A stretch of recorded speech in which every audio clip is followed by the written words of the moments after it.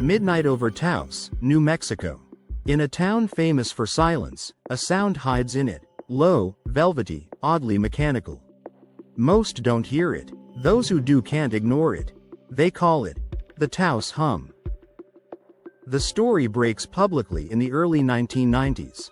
Complaints multiply. New Mexico's congressional delegation presses for an open investigation. A team is formed from University of New Mexico, Los Alamos, Sandia, and Phillips Air Force Laboratory. Investigators test in homes and on mesas, hauling custom gear. They even build a giant low-frequency, big ear, microphone from an 18-inch woofer to help match what hearers report against physical signals in the environment.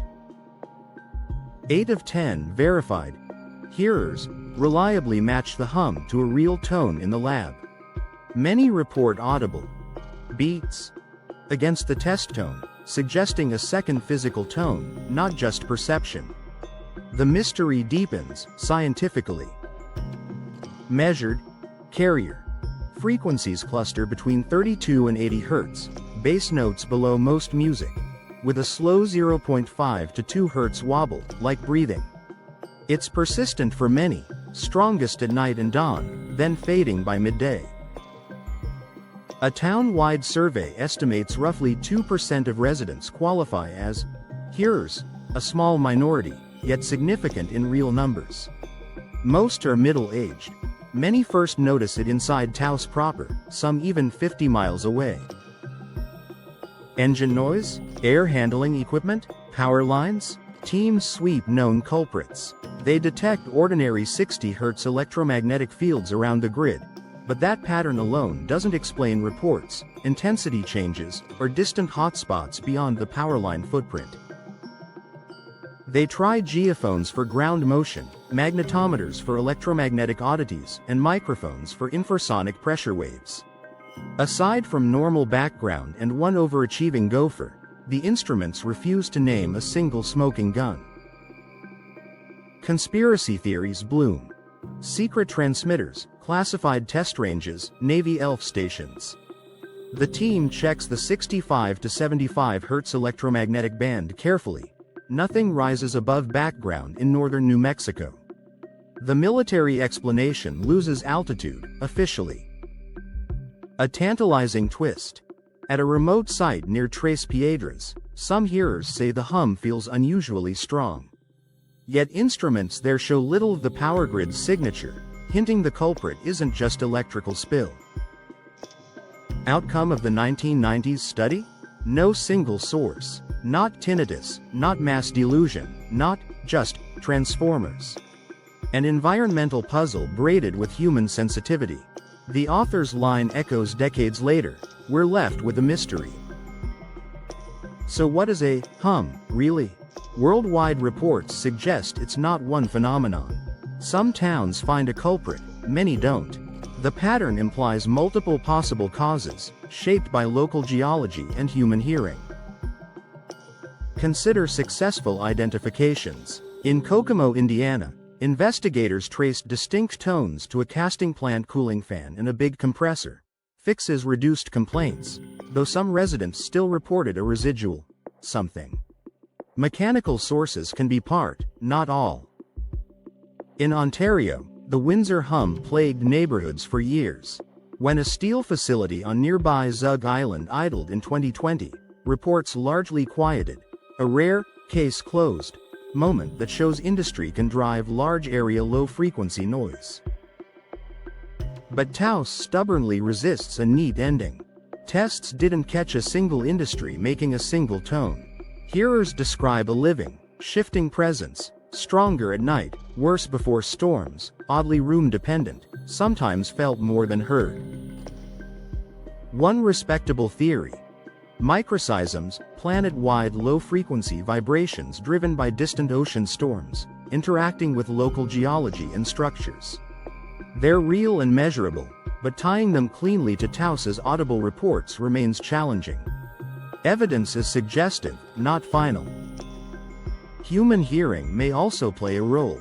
Audiology research notes that focused attention and anxiety can turn up the gain. making innocuous lows oppressive for some listeners. Yet even skeptics admit many cases remain unexplained by psychology alone. Pipelines? Engineer Steve Kohlhase argues hum hotspots correlate with high-pressure gas corridors. A 2019 documentary followed his decade-long quest. It's provocative, but unproven as a universal answer. One more thread in a tangled braid. Crowdsourced data adds context. The World Hum Map collects global self-reports. Clusters form in the UK, North America, New Zealand, and beyond. Taos sits among them, a famous knot on a broader, stubborn tapestry. If it's external, why do some rooms roar while others soothe? Materials resonate. Adobe, wood, metal. Each can color and amplify low tones, turning buildings into instruments. Investigators literally measured different room notes across Taos homes. If it's internal, why do multiple people in the same place agree on timing and pitch? That shared matching, plus beat notes against test tones, keeps a physical component squarely on the table. Perception matters, so does physics. What about military cover-ups? The team's public reporting, naming labs and methods, plus null results in suspected bands, argues against a hidden transmitter story here. That hasn't stopped rumors. The data simply doesn't back them. When do hearers suffer most? Survey data says evenings through early morning, weekly or more, with many first noticing it inside town and some far outside. That temporal rhythm makes sense if atmosphere and temperature inversions trap lows. Why can't phones record it? Mics and processing heavily filter sub-100 Hz content. Add room resonance, wind, and HVAC contamination. And it's easy to hear what microphones won't show, especially for signals barely above background. Does it hurt people? Sleep loss, headaches, and anxiety are common in hum narratives. In places with confirmed mechanical culprits, mitigation helped. Where it's unsourced, coping strategies, masking, room changes, counseling, matter while science keeps digging. Could Taos be multiple small sources adding into one big feeling? The 1990s study hints yes. Power infrastructure here, ventilation there, distant traffic, terrain focusing, none sufficient alone, but together creating a perceivable, place-specific chord. And those frequencies, 32 to 80 Hz carriers, with a slow, breathing modulation, mirror how large rotating machines, long ducts, and even atmospheric waves behave. Pattern recognition teases. Proof remains elusive without catching the signal cleanly. Has it vanished? No. The Taos hum lingers as a cultural and scientific question, even as some sufferers report it waxing and waning with seasons, storms, and building changes, then disappearing for months, like weather in sound. What's latest? No definitive new source has been identified in Taos. Elsewhere, some hums ended when specific industrial processes stopped. Others persisted despite fixes. Evidence that the hum is plural, not singular. Why only some people? Sensitivity varies. Middle-aged listeners reported it most in the Taos survey. Auditory threshold research at low frequencies is tricky. Small physiological differences can separate background from intrusive for neighboring ears. Could it be tinnitus? Classic tinnitus usually peaks much higher, kilohertz.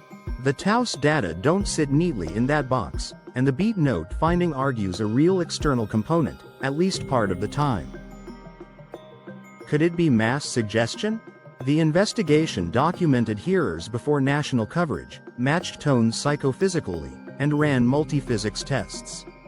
Skeptics remain, but the official record is more than folklore. It's an unsolved case file. What's practical now? In towns worldwide, mitigation includes heavier drapes, door sweeps, decoupled flooring, resiting beds away from corner resonances, and low-frequency masking. None are silver bullets. Together, they've helped some people sleep. What should researchers try next? Wider arrays of infrasound mics, synchronized with seismic and meteorological data. Source separation algorithms, long-duration monitoring across quiet and loud rooms, and transparent public datasets for replication. And yes, follow the atmosphere. Temperature inversions create acoustic ceilings at night, corralling lows. Several hum towns report worst episodes on calm, clear nights, conditions that bend bass back toward neighborhoods like an invisible dome. Follow industry cycles, too. Shift changes, furnace ramps, compressor duty cycles, all push energy into the sub-100 Hz band. That doesn't indict Taos specifically, it just says the hunt must include patterns humans impose on the night. Follow geology. Basins, lava flows, and faulted sediments can focus or filter long wavelengths. Taos sits in a geologically complex rift valley, materials with favorite notes that may color whatever energy the town already hosts. And follow people, crowdsourced. World hum, logs show clusters that wax and wane. If Taos's chord is real, its amplitude likely changes with seasons, storms, industry, and building stock, a moving target that demands patient, long-horizon study. What we can say without hype: Taos launched one of the most open, serious hum investigations anywhere. It ruled out easy villains, cataloged frequencies and demographics, and ended candidly, mystery acknowledged, harm real, more work needed. For a channel like Hidden Case Log, the takeaway is honest suspense. A phenomenon that behaves like weather, shaped by terrain and technology, perceived by a few, argued by many, still inviting careful ears into the desert night. If you've never heard it, imagine a distant diesel idling beyond sight, rising as air goes still. If you have, imagine proof, one day, arriving as lines on a screen that finally name what you've always felt. Until then, Taos remains a case study for humans everywhere. Sometimes mechanical, sometimes atmospheric, sometimes both, and sometimes, frankly, a sound bigger than our instruments, smaller than our patience, but exactly the size of a life. Next time on Hidden Case Log, we look up.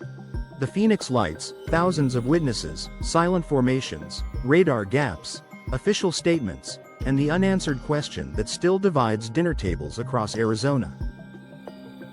Subscribe to Hidden Case Log, where mysteries never stay buried.